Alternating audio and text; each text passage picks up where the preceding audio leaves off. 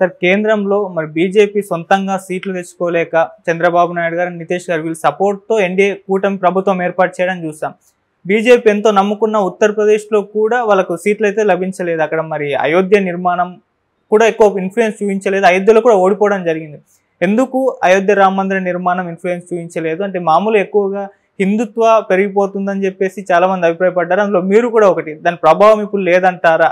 మరి ఇప్పుడు కాంగ్రెస్ పార్టీ పుంజుకుందని తెలుస్తుంది కదా, మరి నెక్స్ట్ వచ్చే ఎలక్షన్స్లో కాంగ్రెస్ ప్రభుత్వం ఏర్పాటు చేసే అవకాశం ఏమైనా కనిపిస్తుంది అంటారా సార్? అంటే ఒకటి, భారతీయ జనతా పార్టీ తన ఎదుగుదలలో కొన్ని నేరేషన్స్ జనాల్లోకి పంపడం ద్వారా హిందుత్వ అనేటువంటి దాన్ని ఒక రైజ్ చేయటం అనేది జరిగింది. ఓకే, అద్వానీ గారి నుంచి కాన్షియస్గా ఈ ప్రోగ్రాం జరిగింది. హిందువులను ఏకాత్మ చేసే ప్రయత్నం ఆయన చేశాడు విజయవంతంగా.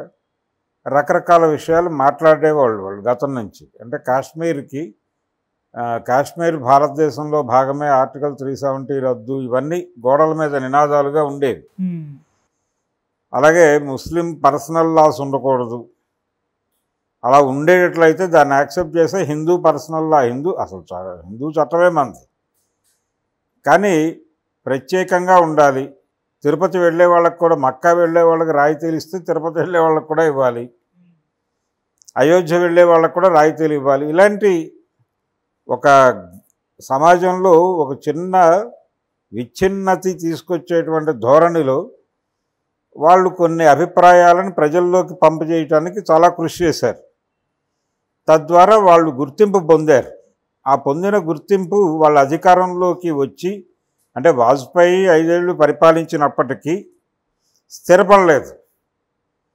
రెండోది, వాజ్పేయి మూడేమిటి, ఆయన తటస్థవాది.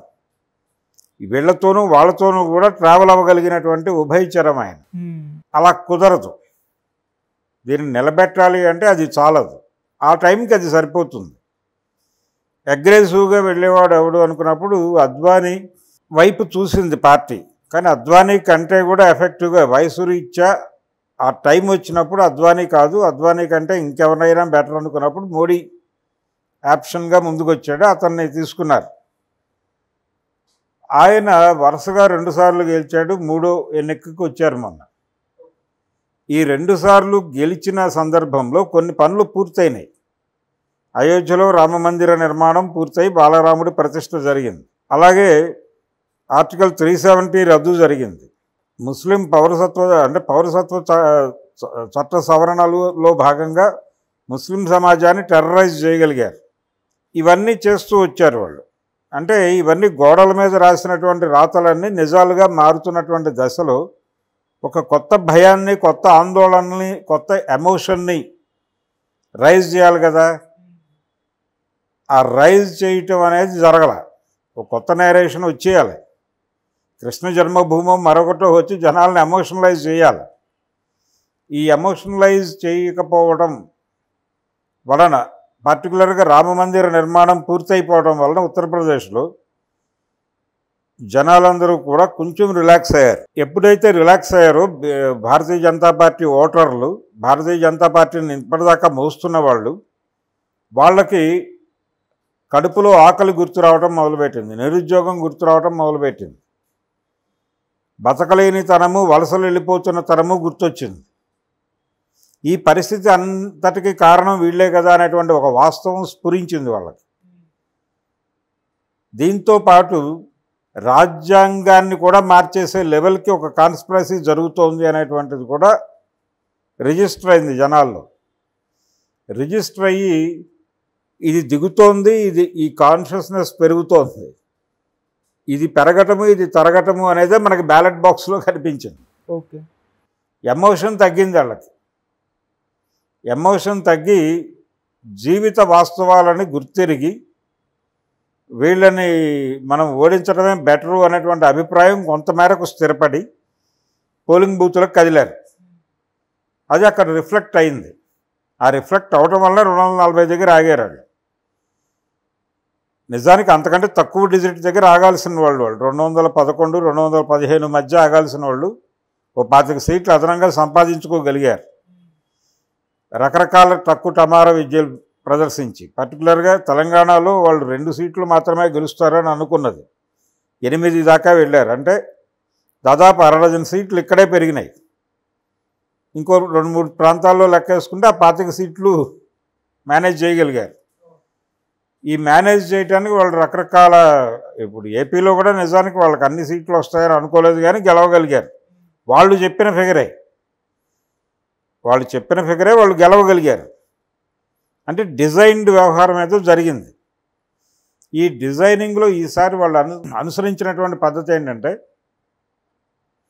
చాలా పర్టికులర్గా బీజేపీ పోటీ చేసిన చోట్ల ఎటువంటి తాంత్రిక విద్యలు ప్రదర్శించకుండా, తాంత్రికత, యాంత్రికత, బీజేపీ పోటీ చేసిన చోట్ల తాంత్రిక ప్రయోగాలు కానీ యాంత్రిక ప్రయోగాలు కానీ చేయకుండా, ఎన్డీఏ మిత్రపక్షాలు పోటీ చేసిన చోట కొంత తాంత్రికత, కొంత యాంత్రికత నడిపారు.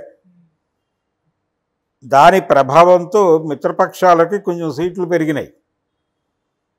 చంద్రబాబు నాయుడు లాంటి, అంటే తెలుగుదేశం పార్టీ లాంటి వాటికి సీట్లు పెరిగినాయి పార్లమెంట్లో. ఇవన్నీ తన అకౌంట్లో నిలబడబట్టి కదా వాళ్ళు నిన్న రాష్ట్రపతి దగ్గరికి వెళ్ళి ధైర్యంగా, కాన్ఫిడెంట్గా మేము ప్రభుత్వాన్ని ఏర్పాటు చేస్తున్నామని ముహూర్తాలు పెట్టుకోగలిగారు. ఏం చేశారు ఇక్కడ అంటే, యాంత్రికత అంటేనేమో ఈవీఎం మేనేజ్మెంట్, అది సాధ్యమే అని చెప్పి చాలామంది మాట్లాడారు. జేడీ లక్ష్మీనారాయణ కూడా మాట్లాడారు. వితౌట్ ఇంటర్నెట్ అది ఎలా ఆపరేట్ చేస్తారు అనేది ప్రధానమైనటువంటి ప్రశ్న. అయితే నేరుగా కంపెనీ వాడు డిజైనింగ్లోనే ఏదైనా చేస్తే, కీ లాంటిది అలాంటిది ఏదైనా చేస్తే ఇది సాధ్యమే, చిప్ లెవెల్లో అది చేయవచ్చు అనే అభిప్రాయం కొంతమంది వ్యక్తం చేస్తున్నారు. ఈవెన్ జేడీ లక్ష్మీనారాయణ కూడా అది ప్రస్తావించాడు.